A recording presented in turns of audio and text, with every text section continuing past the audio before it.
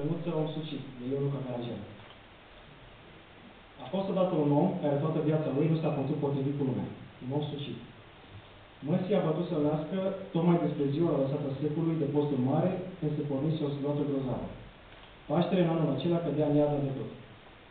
Ήταν κάποτε ένας άνθρωπος που όλη του τη ζωή δεν μπόρεσε να ταιριάξει με τον κόσμο. Τριμμένος άνθρωπος. Ζημάνοντας τη ήρθε να το γεννήσει το ξημέρωμα τελευταία Κυριακή της Ακροπριάς. Άρχιζε μεγάλη σαρακοστή και έριχνε φοβερό φαινόμενο. Το Πάσχα αυτή τη χρονιά έπεφτε κατασύνη. Peste vreo 4 săptămâni a venit timpul să boteze. Radu, Răducanu, Cănuță, fără praznic la calendar. După ce s-a lepădat de 3 ori de Satana nașesul pentru el, popa satului a luat copilul în mâini și a vărât o dată în chisteniță. În numele tatălui, copilul a răbdat. Pe urmă încă o dată, și al fiului. Copilul a început să urle de apă rece, parcă îl băga în foc. Iar când l-a vărât a 3-a oară și al Sfântului Duh, copilul s-a zmucit dintre degetele popii ca o zvârlugă și a scăpat în fundul crâsteniței. Popa a scos mâinile goale din apă, iar nașa a început să țipe. Se neacă, părinte, copilul, ce faci? Σε 4 περίπου εβδομάδες ήρθε και ο καιρός να το βαπτίσουμε. Ράντου, Ραντουκάνου, Κανούτσο. Χωρίς γιορτή στο ημερολόγιο. Αφού απόταξε 3 φορές το Σατανά ο νόμος στην κεφάρη του, ο παπάς του χωριού πήρε το παιδί στα χέρια και το βούτυξε μια φορά στην κολυμπήθρα. Εν ονόματι του πατρός, το παιδί υπόμονε. Ύστερα το ξαναβούτυξε, και του ιού. Το παιδί άρχισε να τσιρίζει από το κρέματο, λες και το βάζα στη φωτιά. Όταν το έχωσε για 3η φορά, και του Αγίου Πνεύματος, το παιδί γλίστρισε από τα χέρια του παπά σαν τη σγούρα και έπεσε στον πάτο της κολυμπήθρας. Ο παπάς έφυγε τα χέρια αδιανά από τον αέρα και η μηνά άρχισε να φωνάζει. Πάτερ, είναι γιατί το παιδί, τι κάνεις? Popa și asume în sfinte mânicile și l-a scos cât a putut mai degrabă la aer. Mititelul era bună ca un ficat de divor bătrân. Nici miau nu mai zicea. Clipea numai din ochișorii lui căpiți ca un boscoi în pierzare. L-au luat de picioare, l-au învârtit, l-au scuturat, l-au frecat până i-a venit pe sufletul la loc. Mă, zice popa, mulți copii am botezat de când sunt preot să vă trăiască, dar așa copil sucit n-am mai văzut. Că nu ți-a rămas sărman de părinți tocmai când se făcuse copil de învățătură. Ο παπάς ανασήκωσε γοργά τα μανίκια του ράσου του και το έβγαλε έξω στο πιο γρήγορα μπόρεσε. Ο μικρούλης είχε μελανιά στα σηκώτια από χέρι που κουβάει. Ούτε εκεί χθες δεν έκανε. Ανοιγόκλεινε μοναχά τα νησταγραία ματάκια του σαν ένα τραχάκι που χάνεται. Το πιάσαν από τα πόδια, το στριφογύρισαν, το πίναξαν, το όστριψαν, ώσπου του ξανά έρθει εκεί στον τόπο του. Μπα, έκανε ο παπάς. Βάπτισε και βάπτισε παιδιά από το δικό παπάς, να σε ζήσει. Μα τόσο στριμμένο παιδί δεν ματρέγα. Ο Κανούτσας έμεινε πεντάχρονος, ίσα-ίσα τα άρχισε να πηγαίνει σχολείο. Η γιαγιά του πατέρα πήρε το παιδί στην πόλη και το έστειλε στο σχολείο. Έμαθε ο Κανούτσας όσα έμαθε, ώσπου έφτασε με 1000 βάσανα στην 4η τάξη. Μια μέρα πήγε στο σπίτι της γιαγιάς του και της είπε πως δεν θα ξαναπάει στο σχολείο. Bunica s-a despertat, l-a luat pe copil și l-a dat la școală. A învățat Cănuță cât a învățat, până a ajuns cu fiul cu bani în clasa 4. Într-o zi, Cănuță s-a dus la bunică sa acasă și a spus că nu mai merge la școală. S-a mâhnit bătrâna, dar s-a gândit. De unde știi? Nu e toată lumea făcută să se procopsească în școală.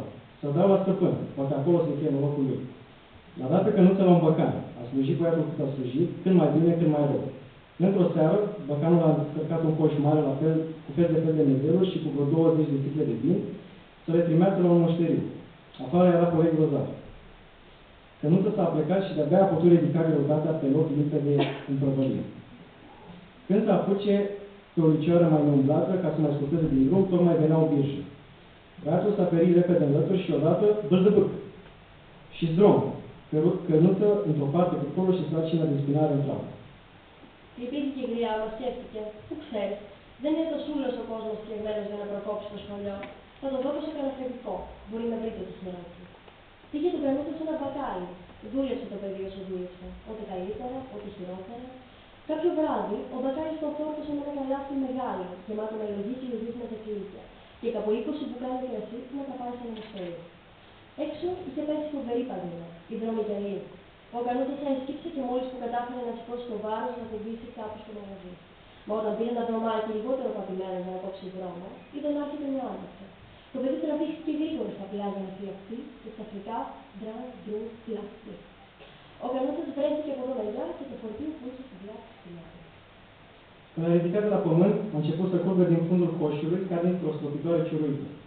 Se spărseseră sticlele și acum se scurgea rămășița vinului. Ce să facă? La mușteriu cu cioburi de sticlă nu putea merge. Să fugă, unde să se ducă? Să se întoarcă la prăvălie. N-are să o omoare doar. De omorât nu l-a omorât jupunul, că jupunul nu era om așa de rău. Dar Όταν το κάτω, άρχισε να τρέχει ο βάτης του καλαθιού από τη στήλη. Είχαν σπάσει τα μπουκάλια και τρέχαν τα κομμινάρια του κρασιού. Τι να κάνει, στον πελάτη με τα σπασμένα μπουκάλια δεν μπορούσε να πάει. Να το σκάφει, πού να πάει, να γυρίσει στο μαγαζί. Δεν θα το σκοτώσει, να το σκοτώσει. Δεν το σκότωσε ο Αφέντης, γιατί δεν ήταν το σκότωσε άνθρωπος, αλλά... I-a tras atâtea încât băietul Cănuță ofta adânc ca și cum ar fi răsuflat întâia dată, își lua într-o bazmalul crucioarele lui mai nimic și ieși. Έφαγε τόσο ο καημένος ο Κανούτσας. Αναστέναξε βαθιά σαν να ανέστανε για πρώτη φορά. Πήρε σε μια μαντήλα τα πραγματάκια του, ένα τίποτα και βγήκε. Tot așa și iar așa, pentru nimicuri a schimbat Cănuță mult stăpân. Istoria lui se poate asemăna cu istoria unui pahar care rabdă să rupi cu litra și pentru o picătură se supără și dă pe afară. Τη μία έτσι, την άλλη έτσι, πάλι γιατί ποτέ είναι αισθητήρες άλλαξε ο Κανούτσας πολλά αφεντικά. Την ιστορία του μπορείς να την παρομοιάσεις με την ιστορία ενός ποτηριού που υπομένει να την κολλήσει λίτρο ολάκερο, μα για μια σταγόνα θυμώνει και χύνεται. Multe și de toate a încercat el în viața lui ca să-și poată găsi de azi pe mâine. A făcut, fiindcă și el era român, a făcut și politică. A părăsit totdeauna opoziția din cauza nemulțumitei și injustei ei violențe și s-a lipit totdeauna de guvern, care în definitiv nu era așa de vinovat. Și pe urmă iar așa și tot așa.